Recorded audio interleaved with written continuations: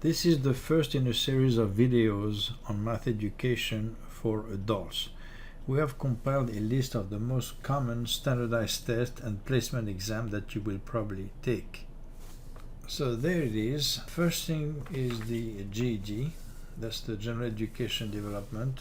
Then next, Task Assessing Secondary Completion, the High School Equivalency Test, the Armed Service Vocational Aptitude Battery, the National Council Licensure Examination for Nursing, Test of Adult Basic Education, Health Occupation Basic Entrance Test, the Paraprofessional Assessment, and finally the Assessment and Learning in Knowledge Space.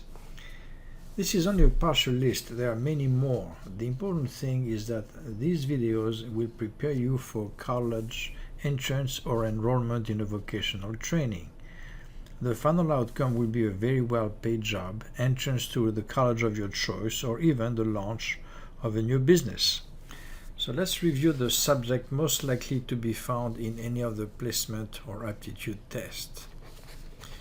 The first one is arithmetics. It's the oldest branch of math. It's the Greek word meaning the art of numbers. It describes how numbers are structured and what operations are performed with them.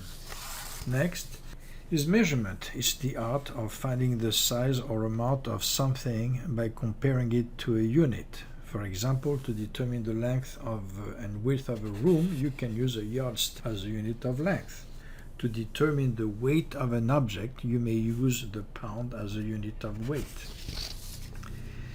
Next, data analysis is the process of inspecting data with the goal of discovering useful information that will support effective decision making. The common tools are spreadsheets, line graph, circle graph, and bar graph.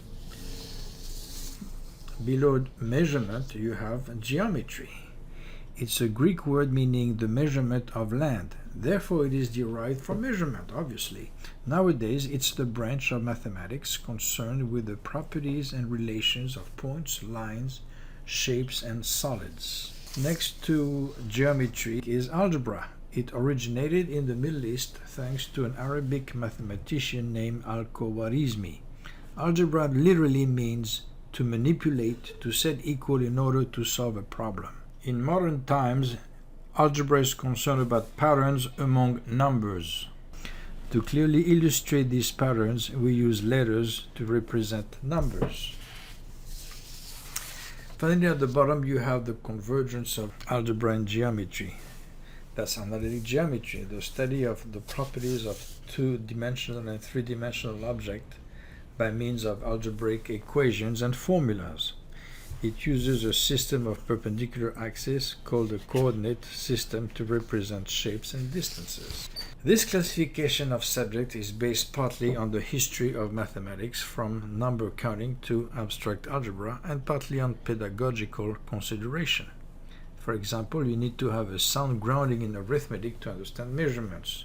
Measurements, in turn, will give you a good head start to comprehend geometry.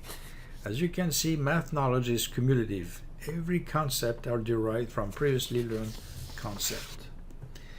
In conclusion, I hope you begin to see how mathematical knowledge is cumulative. You go from the simple to the complex and from the concrete to the abstract.